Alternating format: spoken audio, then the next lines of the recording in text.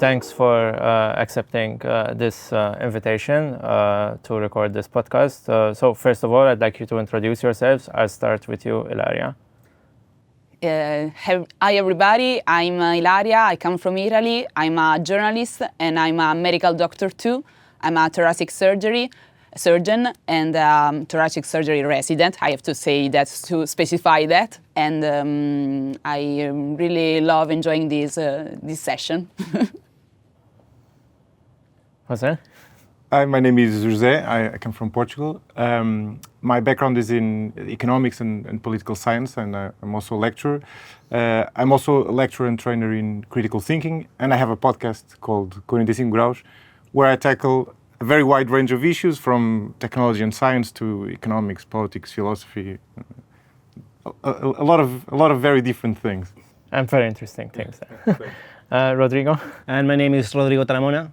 I was born in Peru but raised in Spain, and I create content on the intersection of technology and how it's growing and how it affects human behavior. So I create that content on Instagram, TikTok, on online platforms, and yeah, I love being here. Before this morning, when you hear the term digital future of Europe,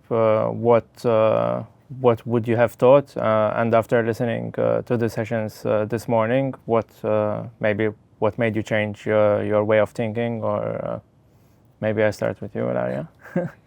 This morning, I really appreciate the fact that we had the opportunity to meet the person who managed this important project in Europe, for example, who managed all the regulation process of AI Act, and so the fact to meet them and to have the possibility to make some questions and understand all the human process behind the project, it was really important to me, because these make me understand how all these possibility, the AI Act first of all, has the human in the center or all its decisions. So this was the first thing that really inspired me today.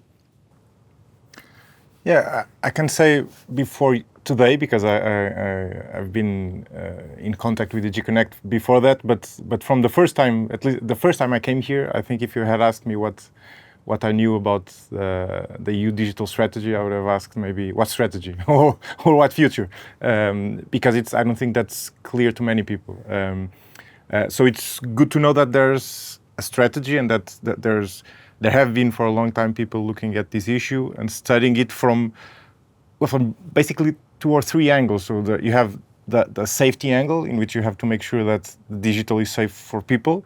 You have the innovation, the competitiveness, if you will, angle, which is to make sure that Europe is able to catch the digital train, which we haven't done so far. We are very good in science, but we are not good on the economy side, as it were. So we don't have barely any big tech firms coming from Europe, and also somewhere in the middle between these two, the geopolitical one, which is that you have to ensure we have strategic autonomy that became very clear during COVID with chips or lack of them, and so we also have to make sure that we are working well on that front.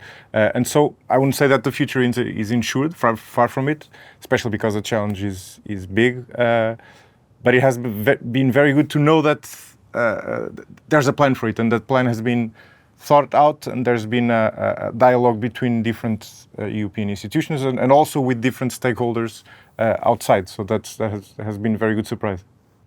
Yeah, actually, I like what you said, because it's true that there's a lot of noise out there about Europe only regulating and not innovating, when actually we need innovation, definitely. But it's also true that we need regulation. I mean, we need to create safeguards and, as they say, guardrails for the tools we deploy, because they affect us on every level, individual, socially, economically. I think this way that is the human-centered way, I think it's the right way. I also feel many times that the private sector sometimes feels like it's working against EU regulation. And I think it would be great if we could bring more people from the private sector here to realize, as they said, like, we're not regulating against AI, for example, on the AI Act. We are regulating for AI, but not leaving people and humans and society behind. I think that is like, because there's a lot of noise on that. And from the AI Act to the DSA, DMA, I think they're like really covering many of the topics that are relevant to our future. According to the superconductors, I love to hear that.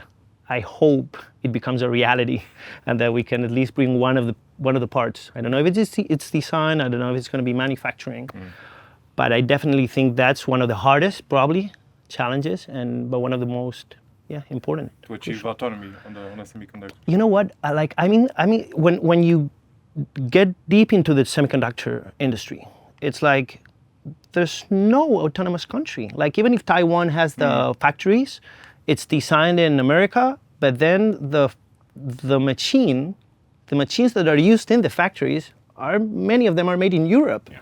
Okay, so this is like the perfect example of interdependency, which is like a good ingredient for peace.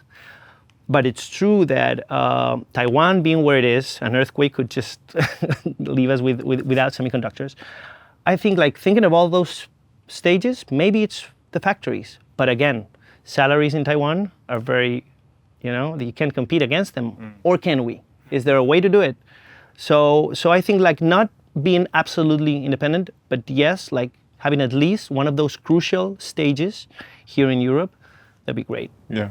You mentioned semiconductors as one challenge. I'm interested to hear what you think from what you've heard this morning. What are the other challenges facing Europe in achieving its digital decade objectives by 2030?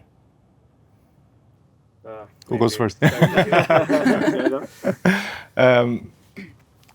I think the biggest challenge is basically not only catching up with other players, namely the US and China, but be at their level and compete in order to be able to surpass them. Not necessarily surpass them, but be able to compete to them. And that's clearly not happening right now. So we are not strong in the digital arena. The big innovations have not been coming from Europe and are not coming from Europe. So that's the biggest, and it's also the toughest part, because with the rest, it's somewhat more controllable. For instance, I think in a sense the most interesting initiative for me is the digital decade program, because it has specific targets. So those are targets that are set there to 2030, and there's the commitment by the European Commission to achieve them. If the EU doesn't achieve them, it will have to explain why they weren't achieved. So there's a very clear commitment with that, and that involves increasing digital literacy with people, companies' use of artificial intelligence and other digital technologies, spread of 5G connection, a lot of stuff, including the semiconductors. To some extent, you can control that, so you can take measures because there's a catching up. So you need to make sure that more people are digitally literate, or more companies use AI. A bit more tricky with semiconductors, but at least it's a technology that exists today. But what I'm talking about as the biggest challenge is for us to be riding the wave in the technologies that don't exist yet. So we have an idea of what they can be, but they don't exist yet, which means that we cannot exactly have an industrial policy towards them. Like we have to create the conditions so that they can flourish here, and I hope we do. Ilaria? I think that now Europe it's trying to have a vision on technologies and on its regulation, and I think it's doing in a way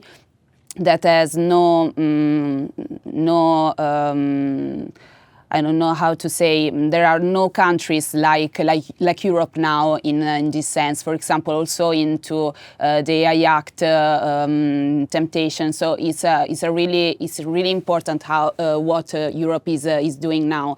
And I think that a challenge is to let the community know how technology works and how technology is important in our daily life.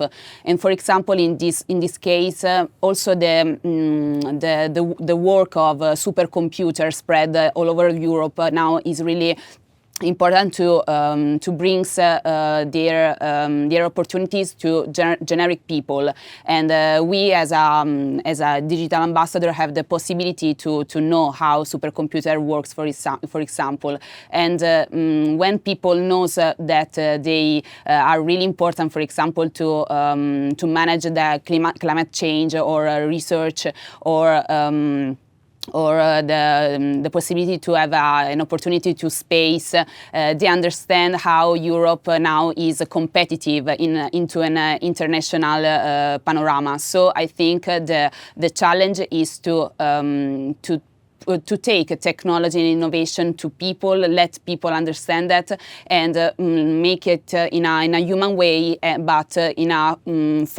a strong way in order to be competitive with the other power in the world. What do you think is the most positive policy angle which you saw explained this morning? We saw the different building blocks, no, which is trust and excellence, regulation, enforcement. And there's a lot that has been going on. And in terms of meeting these challenges, so what do you see as something which you think has the most positive or will have the most positive impact? I think the three pillars, they make sense as pillars because they're all of them very important. So that's again one of those things I think Europe does well, which is like taking a broader perspective and see like, okay, what are the things that we want to maintain and that we want to protect? What are the things that we want to incentivize? Which that's, maybe sometimes it goes one against the other. But I think I wouldn't say okay, the DMA is better, the AI Act. The AI Act it's very innovative. And with the GDPR, I think we might have to change our narrative. Like maybe we are innovative and maybe this does not sound that good, but we're innovative at regulating technology. Okay, because we were pioneers with the GDPR. There's a case for that. We're pioneers with GDPR. We're pioneers with the AI Act. Okay, so at least we have that. Okay, we have something. And then, is regulation bad? The thing is, we also have, as you were mentioning, a lot of infrastructure. We're deploying supercomputers all over the place that are open access for science, for research, but also for private sector. The private sector, I don't know how aware they are that they have that. Why don't we, I think, why is not Europe saying hey, we're not just regulating, we're providing, we are deploying. But also innovation comes from private sector. Private sector not only has to have the tools and let's say the playground so where they can play in, but also the will. And but that's again, maybe it's tricky from country to country to see how easy it is to innovate and to start entrepreneuring. Now, to Rodrigo's point on just go back on your previous point on the AI Act and the regulation in general.